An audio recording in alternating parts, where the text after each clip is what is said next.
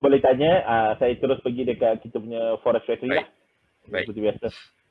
Okey, so kita tengok minggu depan. Sebab minggu ni agak menarik. Okey, kalau ada soalan pasal data minggu ni saya ulas. Kalau tidak, saya pergi terus ke minggu depan. Okey, minggu depan seperti biasa hari Isnin kita tak ada apa-apa news. Okey, hari Selasa kita ada interest rate Aussie. So expect Aussie kuat ataupun lemah lah. Bergantung pada apa data. Tapi kat sini nampak gayanya dia akan naikkan interest rate. Okey, so kemungkinan besar mungkin dia akan naik lah. Tapi statement tu kalau tiba-tiba orang kata walaupun kat sini dia naikkan interest rate tapi dia beri macam sama macam Federal Reserve yang baru-baru ni, walaupun dia orang naikkan interest rate 75 basis point, yang ini cuma 50 je. US naikkan 75 pun tapi USD masih melemah. Jadi ramai juga yang terkena walaupun dia naikkan interest rate tapi USD jadi lemah. Patutnya USD kuat. Okay, so kita kena hati-hati lah sebab kadang-kadang market dah pricing. Macam rasa minggu lepas kita dah bagi tahu ataupun kita ada bincang sedikit, mungkin US dollar boleh melemah sebab market dah pricing. Cuma kalau dia jadi 100 basis point, mungkin US dollar boleh kuat.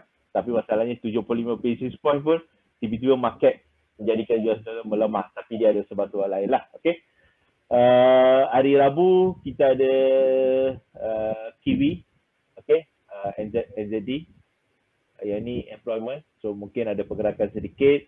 Lepas tu ni lepas interest rate naik, ada seorang member bulat dia ada bagi speech. So mungkin US dollar melemah kat sini. So mungkin speech ni boleh bagi kekuatan sedikit lah. Biasanya macam tu lah, dia selalunya terbalik. Biasanya sebab market dah react bergantung pada ni. Jadi dia kena, bukan nak kata damage control, tapi selalunya dia akan bagi orang kata statement yang boleh bagi sama dengan apa sepatutnya. Patutnya US dollar kuat, tapi US dollar tak kuat, jadi saya jangka US dollar akan kuat lepas dia speech lah. Tapi apapun kita kena tengok demi intibati. Walaupun saya kata dia akan bagi US dollar kuat, tapi tiba-tiba dia lagi dovish dan US dollar akan menjadi lagi lemah lah. Okay? Tapi kebiasaannya dia akan selalunya buat damage control sedikit lah. Lepas tu hari yang sama kita ada Swiss franc. Okay? Mungkin ada pergerakan sedikit. Okay, ini kita ada GBP. Mungkin GBP bergantung pada ni lah. Tapi kat sini pun naik interest rate. So boleh jadi kuat. Okay? Tapi biasa macam tu lah. Mesti ada lepas tu ada speech. Walaupun kat sini kita naik interest rate, mungkin GBP contohnya lah dia kuat sedikit je. Lepas tu kat sini speech dia melemah. Ataupun kat sini GBP dia melemah, lepas tu masa speech dia kuat. Jadi benda-benda ni kita kadang-kadang susah nak predict. Okay, jadi kita kena follow apa yang berlaku masa tu lah. Jadi kita ikut je apa market buat masa tu. Itu yang orang kata trade what you see, not what you think. Okay, so kita kena tengok price action sebab kadang-kadang kita terlalu orang kata don't marry to the trade.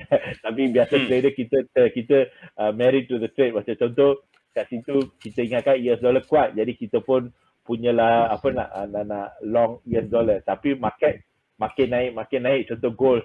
Tapi kita makin sell sampai MC ataupun sampai kita stop out lah. Okay. So tapi benda tu itulah emosi sebagai trader kadang-kadang susah nak kawal sebab kita percaya ataupun kita trade apa yang kita rasa, bukan apa yang market buat.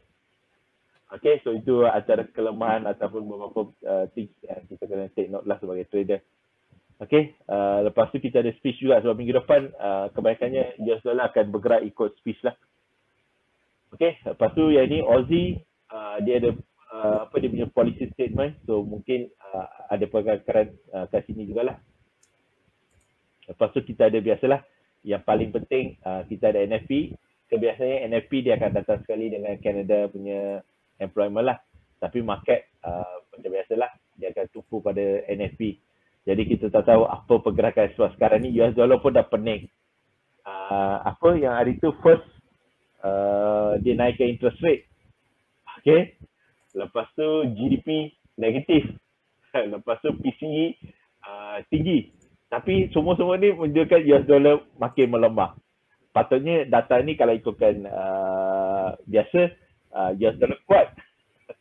Okay, tapi sekarang ni market fikir setahun 2 tahun ke depan dah daripada data yang keluar sekarang ni. Jadi itu yang ramai trader kadang-kadang kita agak lambat lah. Maknanya H1 contoh PC tinggi dengan GDP rendah.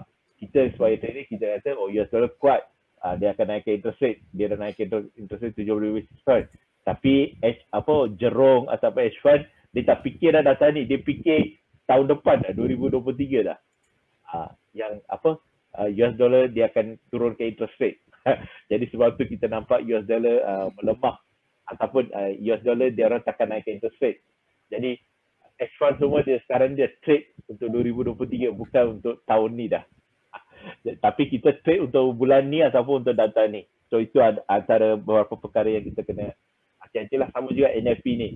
Data ni cuma sebagai orang kata data yang keluar lah. Tapi sekarang ni market dah mula trade apa yang Federal Reserve akan buat untuk 2023. Jadi apa-apa data keluar mungkin kita akan nampak pergerakan yang melawan arah ataupun spike ke atas ke bawah macam tu.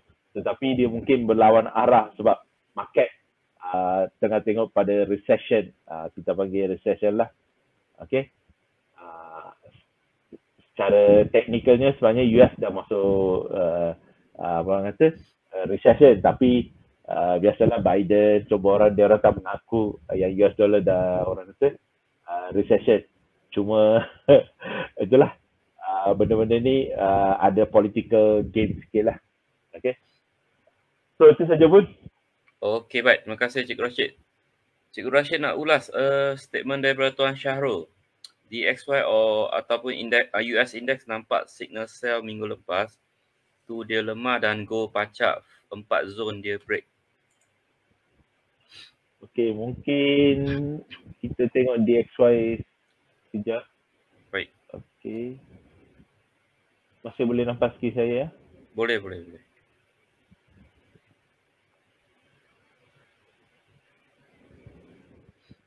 Okey.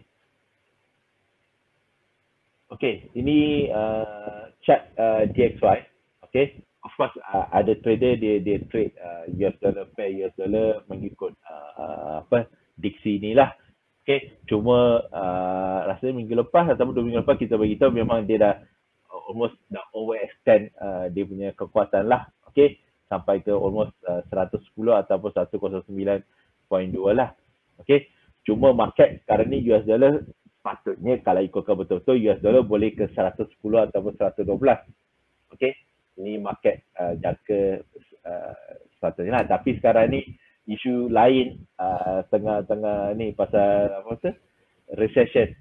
So market sekarang ni dah fokus pada recession ni. Jadi market jangka US dollar akan melemah. So kalau US dollar terlalu kuat tak boleh orang kata dia menjadikan benda tu lagi teruk. Okey. Jadi memang ada kelemahan. Okey. Sama ada dia break 3 zone, 4 zone, itu masing-masing punya technical ni lah. Cuma apa yang saya kata, US dollar kalau ikutkan, kalau tengok EU ataupun GU semua, kita nampak ataupun even UJ semua dia dah turun. Okey. So memang kita nampak UJ turun, tapi kalau nampak EU dengan GU pun dia turun. Okay, so dia masih ada kekuatan US dollar juga. Okay, cuma dia punya penurunan tu tak adalah terlalu turun sangat. US dollar masih kuat. Okay, so kalau tanya saya boleh katakan US dollar masih akan ke atas lagi lah. Okay, sama ada dia apa orang kata support kat sini ataupun dia break turun ke sini dekat sampai 104, 105 baru dia start ke atas, possible. Okay, tapi kalau dari saya boleh katakan US dollar akan kuat lah. Tapi cuma data-data yang minggu depan, especially macam NFP apa semua tu, kalau menunjukkan orang kata data yang favoring kekuatan US dollar, dan kita akan nampak DXY akan naik lah. Dan of course kalau DXY naik, EU, GU semua akan turun dan UJ mungkin rebound balik lah. Tapi UJ ni pasal seminggu lepas kita pernah bagi tahu UJ pasal recession ni possibly akan datang, jadi UJ dah mula drop berapa dalam 200 pips lah ataupun berapa persen nanti kejap lagi kita tengok UJ turun berapa. Okay? Okay, bos? Okey, baik. Terima kasih Cikgu Rashid.